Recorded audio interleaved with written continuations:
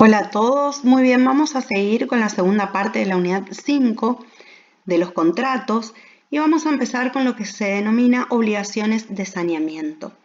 ¿Qué es el saneamiento? El saneamiento es la obligación que asume el vendedor frente al comprador de responder de cualquier defecto que haga impropio el uso de la cosa vendida o bien disminuya su uso.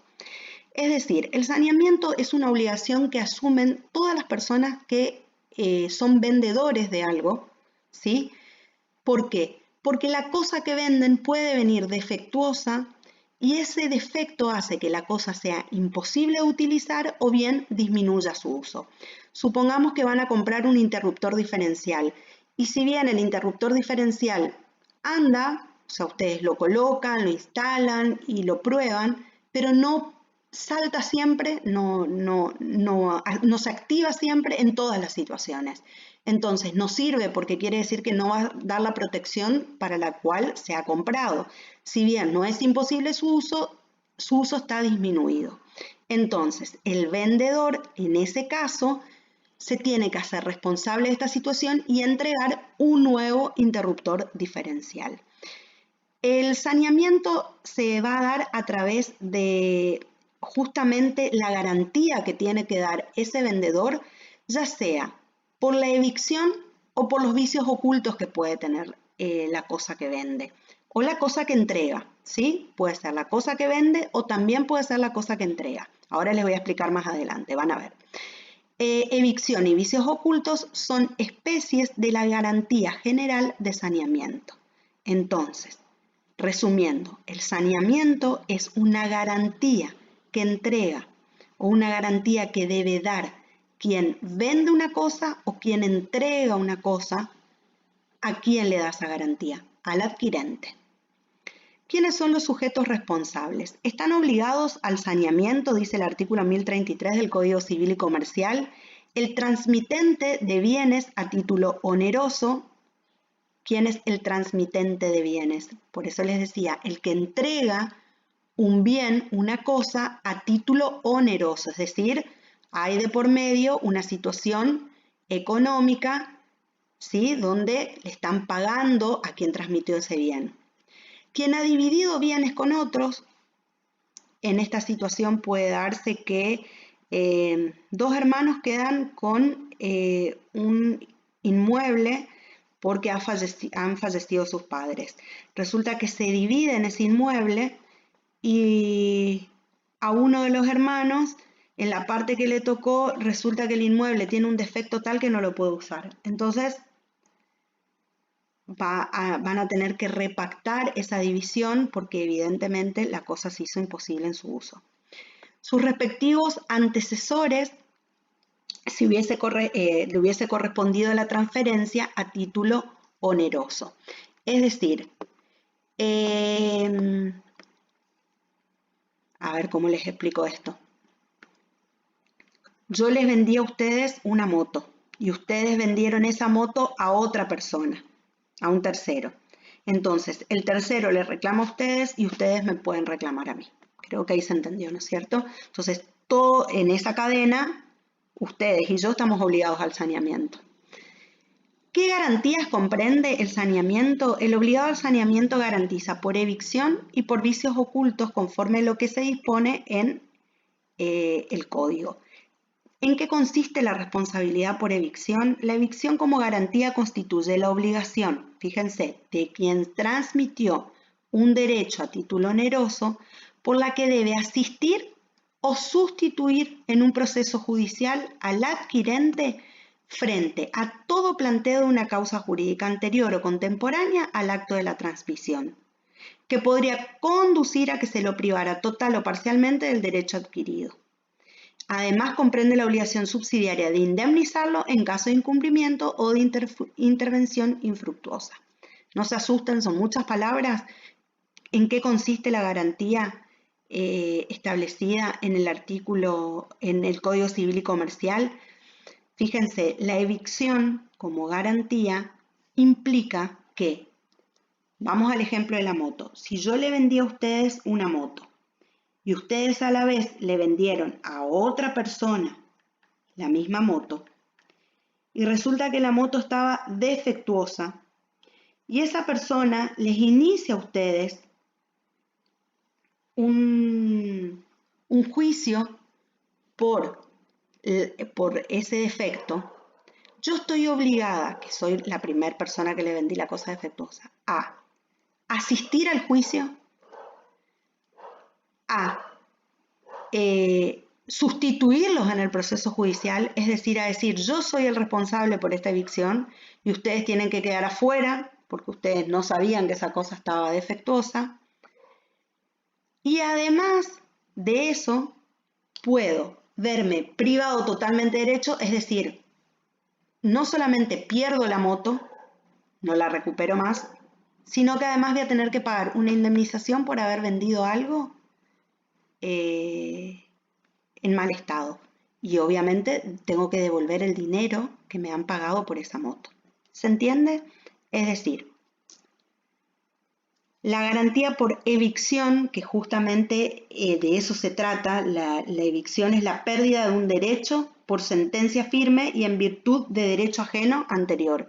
Esto implica, yo vendí la moto defectuosa, entonces no solo los tengo que sustituir en el juicio, tengo que devolver el dinero que me pagaron por la moto, pierdo también la moto y además tengo que indemnizar por daños y perjuicios. Por favor, les ruego que si no fui clara, pregunten en el foro de consulta o en el grupo que hicimos de WhatsApp.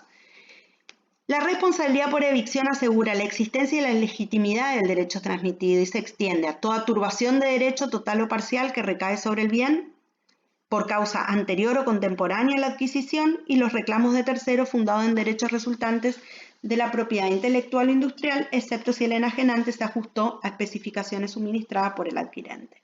Otra vez, son muchas palabras, no le tengan miedo a tantas palabras. Entonces, ¿a qué se extiende, hasta dónde se extiende la responsabilidad por evicción? Asegura la existencia y la legitimidad del derecho transmitido, es decir, ese tercero que adquirió la moto va a estar tranquilo de que esa moto va a ser propia y le va a pertenecer a él, porque él lo adquirió de buena fe.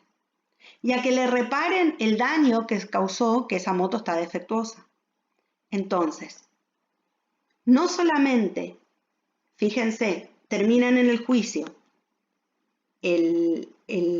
ustedes, que son los que le vendieron la moto al tercero, sino que además tiene que ir el vendedor originario de esa moto, ¿sí?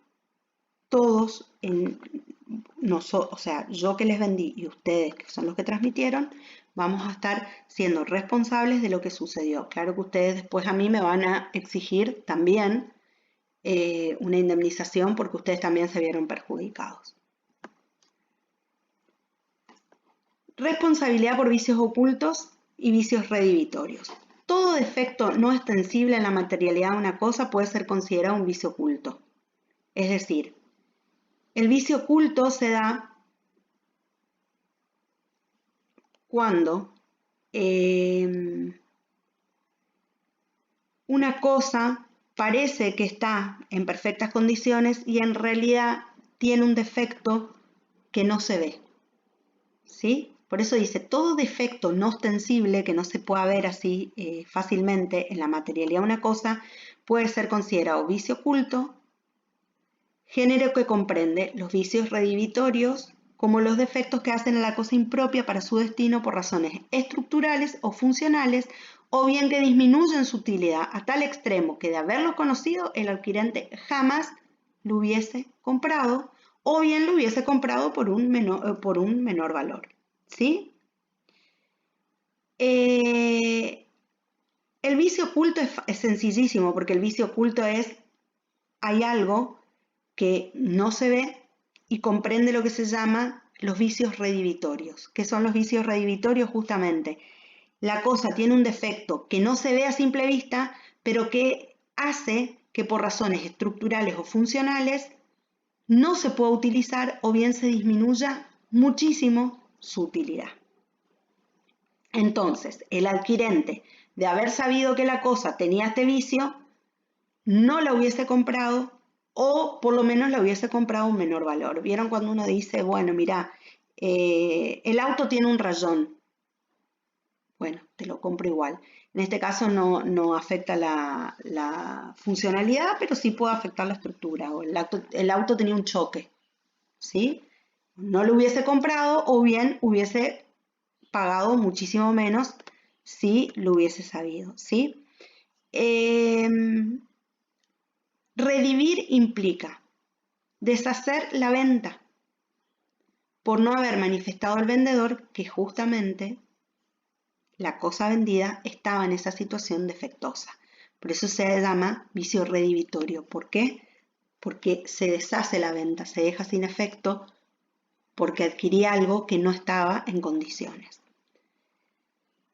El artículo 1051 del Código Civil y Comercial establece que la responsabilidad por defectos ocultos se extiende a los defectos no comprendidos en las exclusiones del 1053, ahora lo vemos, y los vicios redimitorios, ¿sí? Considerándose tales los defectos que hacen a la cosa impropia para su destino por razones estructurales o funcionales o disminuyen su utilidad a tal extremo que de haberlos conocido el adquirente no la había adquirido o su contraprestación hubiese sido significativamente menor.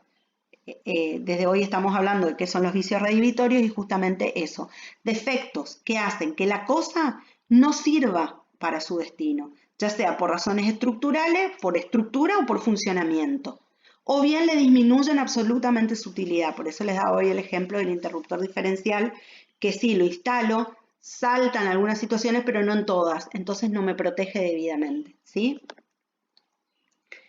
En este punto, lo que tienen que saber básicamente, porque son muchas palabras, es que cuando la cosa es vendida con un defecto que haga imposible que la misma sirva para su destino, quien la vendió o quien la entregó tiene la obligación de responder. Y depende, si sabía que existía el vicio, entonces nos vamos a la primer parte que estuvimos hablando, que hablaba de la evicción. Si yo sé que eso está en ese estado, yo voy a responder por evicción, como decíamos hoy. Tengo que presentarme en juicio y sustituir a quien fue denunciado o fue reclamado. Debo devolver lo que me pagaron, pierdo la cosa pagada y además tengo que pagar indemnización de daños y perjuicios. Esa es una situación. Y la otra es la de los vicios ocultos o vicios redimitorios, donde si yo vendí una cosa y yo no sabía que esa cosa estaba con un defecto, porque el defecto ese está oculto, es decir, yo no lo conozco porque materialmente no lo puedo ver, no lo puedo detectar porque está oculto, entonces se deshace, hay un vicio redimitorio. Redimir, acuérdense, se deshace la venta, yo tengo que entregarle la plata y ustedes me tienen que entregar la cosa defectuosa, ¿sí? No hay obligación, no nace la obligación de daños y perjuicios si realmente yo no conocía porque era un vicio oculto. Y en cuanto, vieron que el artículo 1051 dice, la responsabilidad por defectos ocultos se extiende a los defectos no comprendidos en la exclusión del 1053. ¿Por qué? Porque el artículo 1053 del Código Civil y Comercial establece que la responsabilidad por defectos ocultos no comprende los defectos del bien que el adquirente conoció o debió haber conocido mediante un examen adecuado. ¿Por qué? Porque ahí ya no estaríamos ante un vicio oculto, estaríamos ante una situación de evicción. ¿Sí? Chicos, les ruego que si no entiendan, pregunten, porque no es lo mismo estar en clase que estar explicando de esta manera. El último punto de la unidad es la extinción de los contratos. En principio los contratos se extinguen cuando hay un cumplimiento normal, es decir, cuando hay una situación donde ambas partes han realizado sus prestaciones. Si no existe imposibilidad física, caso fortuito, fuerza mayor, las partes deben realizar las prestaciones a que se han obligado. Esto es dar cumplimiento normal del contrato. Acuérdense, imposibilidad física puede ser si una de las partes se murió, no va a poder cumplir con el contrato, por ejemplo. En esta situación actual, si una de las partes se enfermó de COVID-19, tampoco va a poder cumplir con el contrato. o situaciones de caso fortuito, fuerza mayor. Por ejemplo, si habíamos acordado en este momento que yo tenía que ir a su casa a pintarles una pared, y bueno, hay una fuerza mayor, yo no es que estoy en mora y no fui a cumplir con mi contrato, sino que hay una situación de fuerza mayor que a mí me impide en este momento salir de mi casa y poder ir a cumplir con el contrato. Entonces, cuando hay un cumplimiento de las obligaciones asumidas, de las prestaciones a las que asumieron ambas partes, decimos que hay una extinción eficaz del contrato. Cuando hay imposibilidad de cumplimiento, se frustra, hay una frustración de la finalidad. La frustración definitiva de la finalidad del contrato autoriza a la parte perjudicada a declarar su resolución si tiene su causa en una alteración de carácter extraordinario de las circunstancias existentes al tiempo de su celebración. Es ajena a las partes y supera el riesgo que uno pueda asumir, que es lo que les decía hoy.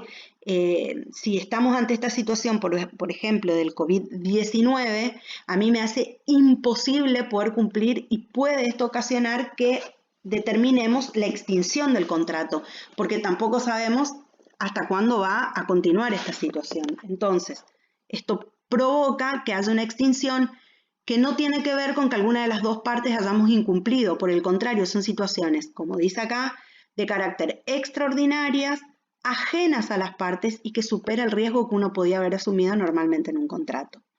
La resolución es operativa cuando esta parte comunica su declaración extintiva a la otra. ¿Cuándo va a operar? ¿Cuándo se va a efectivizar la resolución? Cuando una de las partes efectivamente lo manifieste y le dice resolvemos el contrato, ¿sí? Y generalmente se hace un acuerdo escrito. Si la frustración de la finalidad es temporaria, hay derecho a resolución solo si se impide el cumplimiento oportuno. Esto es importante porque si la frustración, es decir, si no se puede cumplir pero solo temporariamente por un tiempo, solamente va a dar derecho a resolución sin que genere la obligación de indemnizar a la otra parte del contrato si ya el cumplimiento oportuno de la obligación no tiene sentido. Supongamos que contratábamos en este momento para una fiesta de 15 y pasó el cumpleaños y bueno, entonces no es un cumplimiento solamente, la finalidad no se va a ver frustrada temporariamente porque el cumpleaños era hoy y había que festejarlo hoy. Entonces, podemos resolver el contrato sin que implique obligaciones para generar indemnización para alguna de las partes. Ahora, si se puede suspender la ejecución y hacerlo más adelante, entonces no da derecho a la resolución del contrato. Cuando hay rescisión bilateral, el contrato puede ser extinguido por rescisión bilateral. ¿Qué es la rescisión? Es que ambas partes se ponen de acuerdo para dar por finalizado el contrato, ¿sí? Este acuerdo entre partes no debe afectar derechos de terceros, porque si afecta derechos de terceros, entonces ya no lo pueden rescindir, ya no pueden dejar sin efecto ese contrato, perdón. La rescisión produce efectos desde el momento en que es convenida por los contratantes y por lo tanto las partes y por lo que las partes estipulen en ella, en tanto no afecte a terceros, ¿sí? ¿Desde cuándo tiene efectos esa resolución? Desde que ambas partes contratantes así lo determinan. Cuando hay rescisión unilateral, ya hablamos de que el contrato se extingue, pero por declaración o voluntad de una de las partes. ¿Qué dice el Código Civil? Que el contrato puede ser extinguido total o parcialmente por la declaración de una de las partes mediante rescisión unilateral, revocación o resolución, en los casos en que el mismo contrato o la ley le atribuyan la facultad. Que la rescisión unilateral es un medio de extinción de un contrato que depende de la exteriorización de voluntad de una sola de las partes contratantes. Es muy común en los contratos de alquiler, ¿sí? Que una de las partes considera que el contrato, por ejemplo, se le tornó muy oneroso, muy caro, ya no lo puede pagar, entonces decide rescindir, dar por terminado ese contrato, ¿sí? Y puede ser ejercida cuando la norma legal o convencional así lo establezca. En el caso de los contratos de alquiler, el propio Código Civil y Comercial prevé la rescisión unilateral. A diferencia de lo que ocurre con la resolución, no hay en este caso una alteración del equilibrio contractual derivado de la conducta de la contraria. como en la resolución por incumplimiento, que es otra situación distinta. La rescisión no implica que yo no cumplí con mi contrato, implica que yo no quiero seguir con el contrato, que es lo que está explicando esta parte del código. Diferente es a la resolución por incumplimiento, que es yo resuelvo el contrato, pero porque vos no estás cumpliendo. Vamos al ejemplo del contrato de alquiler que nos sirve para las dos situaciones. Contratamos en un alquiler de un local comercial. En las cláusulas contractuales se establece que pasado el año del contrato, cualquiera de las partes lo puede rescindir unilateralmente si el contrato se volvió muy oneroso para alguna de ellas o se ha perdido la causa del contrato. Entonces, hay una rescisión, que significa rescindo, dejo sin efecto el contrato, pero no porque alguien haya incumplido, sino porque simplemente ese contrato ya no es necesario o ya no es favorable para ninguna de las partes. Otra situación que puede darse es, estoy alquilando un local, pasado 1 año y medio, me trasladan a otra provincia y me tengo que ir. Entonces no es que no cumplo con el contrato, simplemente es que ya el contrato no me va a servir, entonces lo rescindo. Diferente es la resolución, que también se prevé en los contratos de alquiler cuando se dice que pasado 2 meses, si una de las partes no paga el canon locativo, es decir, el precio del alquiler, el contrato queda resuelto, pero por incumplimiento de una de las partes. ¿Se entiende? Y la revocación se da cuando los contratos se dan los contratos como se presenta como la facultad de una de las partes de dejar sin efecto el vínculo en casos expresamente previstos en la ley. La revocación es un medio de extinción de un contrato en que se concluyó el proceso de formación del consentimiento, ¿sí? Por lo que se deja sin efecto una oferta en el proceso de formación. El ejemplo claro es el de la donación. El donante dona una casa, pero ¿qué pasa con esa donación? Si bien el que va a recibir la donación lo único que tiene que hacer es aceptar, puede no aceptar la donación. Entonces se revoca, se vuelve atrás, por eso es diferente a lo otro. Se revoca, se deja sin efecto y se vuelve atrás y es como si fuera que ese contrato nunca existió. Bueno, y la resolución ya les expliqué. La reparación del daño se da cuando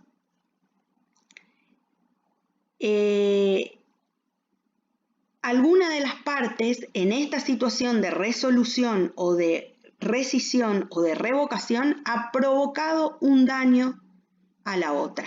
Entonces, la reparación incluye el reembolso total o parcial, según corresponda, de los gastos generados por la celebración del contrato, también por tributos que se hayan podido pagar, porque siempre hay que pagar a AFIP, hay que pagar a la administración tributaria de la provincia, hay que pagar a veces honorarios profesionales, ¿sí?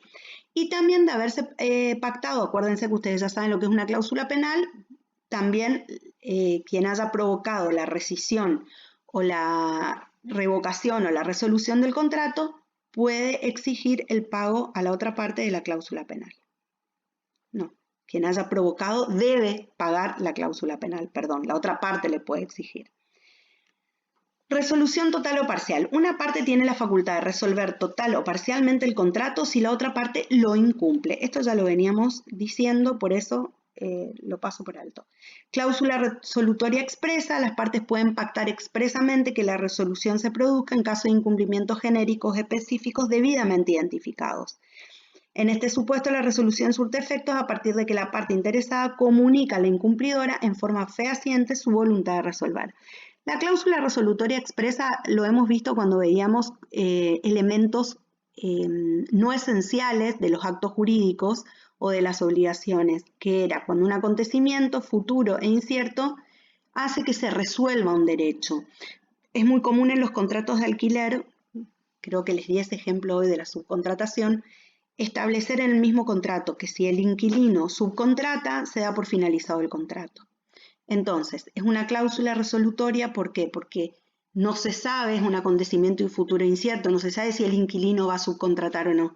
pero si subcontrata, si se da ese acontecimiento futuro incierto, el contrato se resuelve. Y la cláusula resolutoria implícita se da en supuestos donde,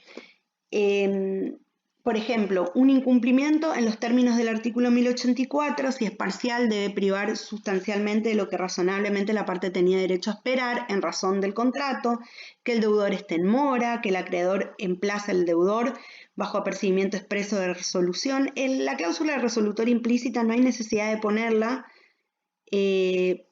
porque se entiende que ante la ley entiende que ante la situación dada se habilita a que una de las partes interesadas pida la resolución del contrato. Por ejemplo, este es un ejemplo clásico, que el deudor esté en mora, ¿sí? O si decíamos hoy, dábamos el ejemplo, si se contrató un inmueble para colocar un negocio de celulares y se termina vendiendo droga, implícitamente el derecho entiende que el propietario del local va a pedir la resolución del contrato. Y hay veces que es la ley la que determina la resolución del contrato, es la misma ley la que la faculta a una de las partes a la extinción sin perjuicio de lo que las partes hayan establecido. Muy bien, no es fácil esta unidad, así que cualquier cosa, sobre todo esta segunda parte que es tan específica, les vuelvo a recordar, pregunten, ya sea en el foro o ya sea en el grupo de WhatsApp. Que tengan un lindo día.